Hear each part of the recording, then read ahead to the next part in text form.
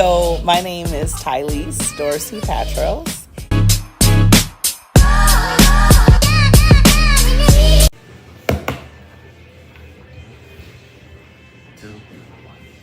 King T3 back with episode 2 of What is Your Story?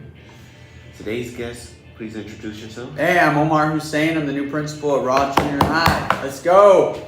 Okay, so what is your story? What is my story? So what made you want to become a principal? You know, when I was probably 4 or 5 years old, my mom and I were in a corner store in Brooklyn. That's where I'm from. It's where I was born, and my mom still lives in Brooklyn. And my mom tells me this story. This is one of those many stories that I remember through somebody else's telling, not my own experience. And I just finished watching the movie All Dogs Go to Heaven. And the guy behind the counter was crying and he was upset.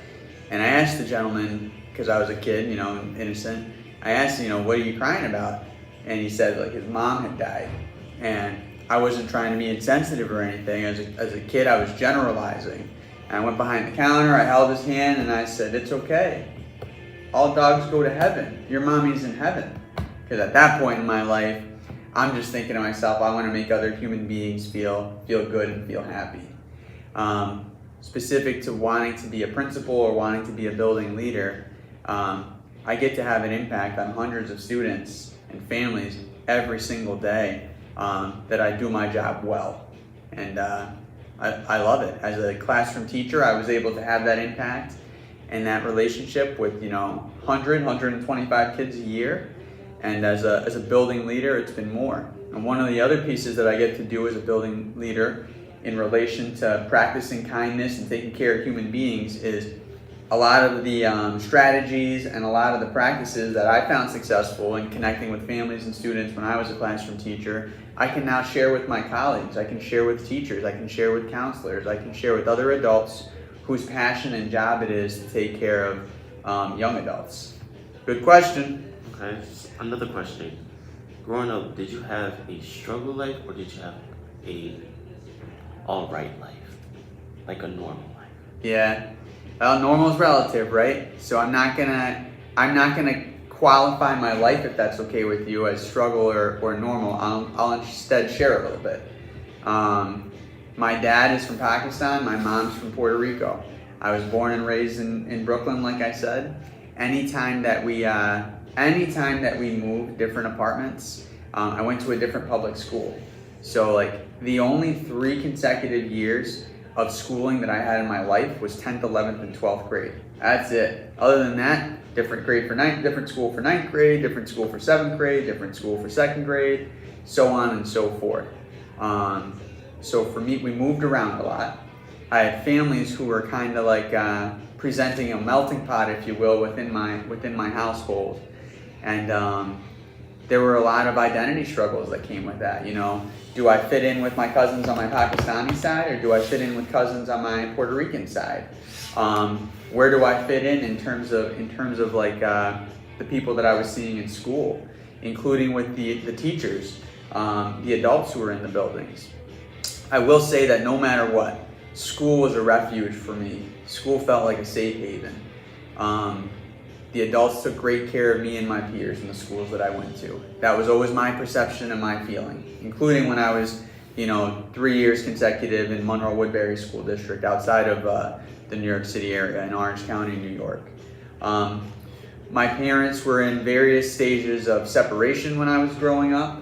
So there were times when, I'm a student and I'm living in a house that the previous week had both my family members in it, both my parents in it, and then for the next couple weeks or months it didn't. And that kind of went on and off again until I was 21 when my parents officially got divorced. My parents consistently took care of their kids though.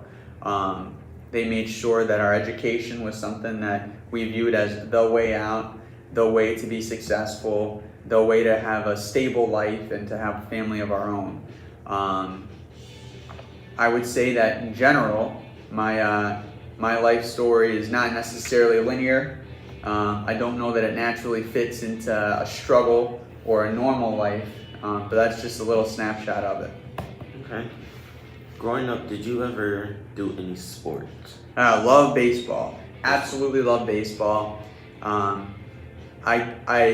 love hockey too, but I didn't ever play like organized hockey for a school. And like so many other students, for me, athletics have always been like a draw to school. In P, I say this like not encouragingly, but like I went to extra gym when I was in high school because of how much I loved competing, even if it wasn't organized like a team sport, if it was PE. And I went to a big enough high school where there'd be like 4 or 5 different PE classes happening at the same time. We had 2 gyms in the high school that I went to from 10th through 12th grade, Monroe Woodbury. So I could kind of get lost in the shuffle in terms of attending extra gym classes. And it was a draw. It kept me wanting to come to school, and it made the learning process that much more enjoyable. Okay. What changes are you going to make as president? Not president. As president. As the principal of Roth Junior High. I hope to bring clear expectations and structure, and I hope to bring an appreciation and a practice of discipline to this building. I can tell that there are great pieces here. The adults here are awesome. They care about students, and the students here are awesome, and they care about each other.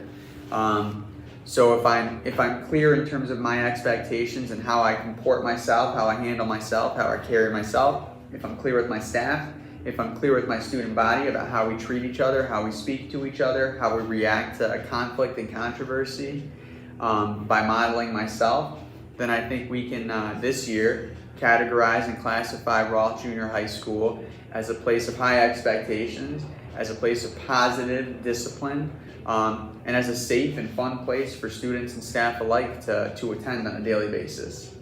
Okay. Who is your idol? Who is your idol that inspires you to be a principal of who you are now? I've had a lot of great professional mentors in my life.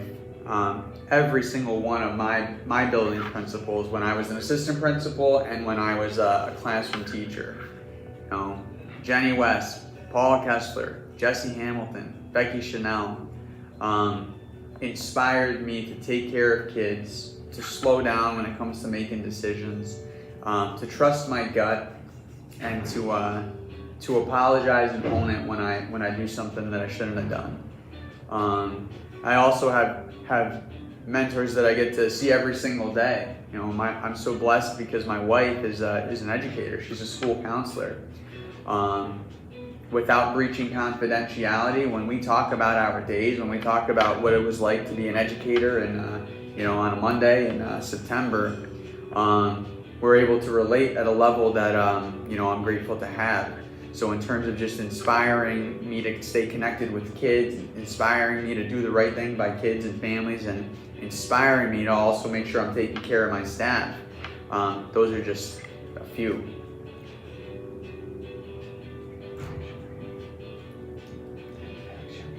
Huh? He's asking if he asked me my name. Like, you're asking me 20 minutes into the interview if you're asking my name? Yes, I introduced myself. Okay. Omar Hussain, principal at Roth Junior High. Okay, thank you. I had to make sure. I was really thinking. Another question is,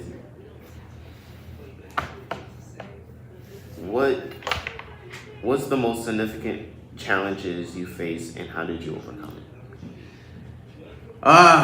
Most significant challenges I faced. I would say that and it's been about 15 years of overcoming. I think for a lot of adolescents and teenagers, when we grow up with a family and that family kind of breaks apart as we get older, that's a pretty difficult challenge and obstacle to overcome.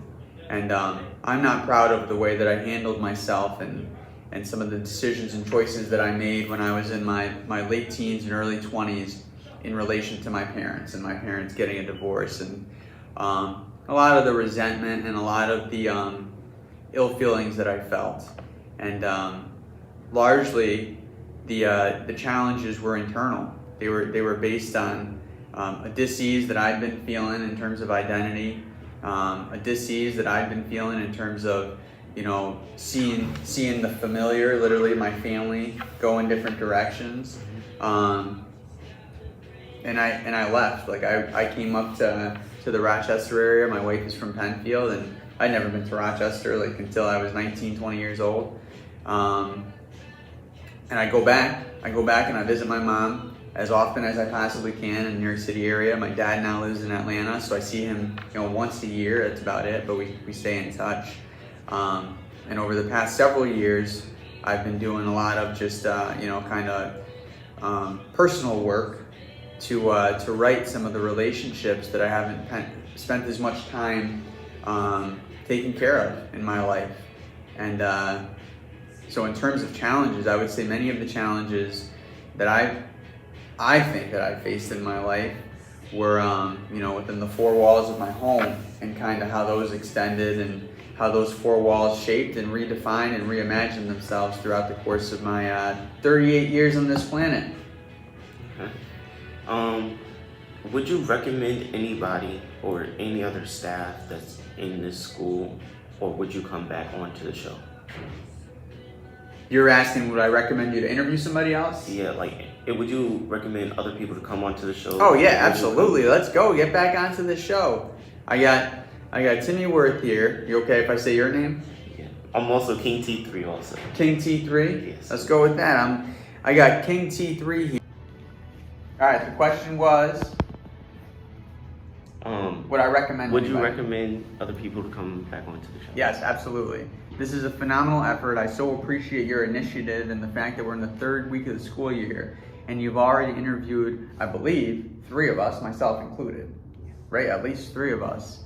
I absolutely would highly recommend that any staff, whether you're a teaching faculty member or you're part of the social, the counseling department, our social worker, any adult in this building who's interested in letting students know that, you know, we care, we're human beings, we've got a soft and a gentle side, participate in this opportunity. So thank you for letting me join. You're welcome. As we come into the show, I forgot to do this with the first episode.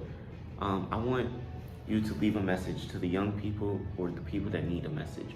Like, based off your life, what is something that kept you pushing? Like, give them a message for them to keep pushing. Yeah, there are so many different sayings that are going through my mind. I'll share one, and this one's like a tried and true, and it's kind of grown to mean different things to me at different parts of my life. But the idea of, you know, yesterday is history. You'll hear me share that it's okay to look back in the past, but let's not stare too deeply into it. Yesterday is history. Tomorrow is a mystery. Sometimes I get lost in future casting and thinking and projecting that things are going to go wrong before they've even had a chance to go. Yesterday's history, tomorrow's a mystery, but today is a gift, and that's why we call it the present. So living in the day, living in the moment, doing our very best as we can. You know, one's left foot, right foot, left foot, right foot, today. And being appreciative and being grateful for what we have, you know, in this day, in this hour, in this minute, in this interview. Okay. Thank you. Thank you. Hey, thank you for doing this. You're welcome. Later, everybody. I will see you on the next one, and we come out with every episode every week. And I'll see you on the next one. Make sure y'all like, subscribe, comment more questions for the next person. And also, if you want somebody to be interviewed on the show, let me know in the comments. And I'll see you on the next one. Let's go. Sir, you're going to let me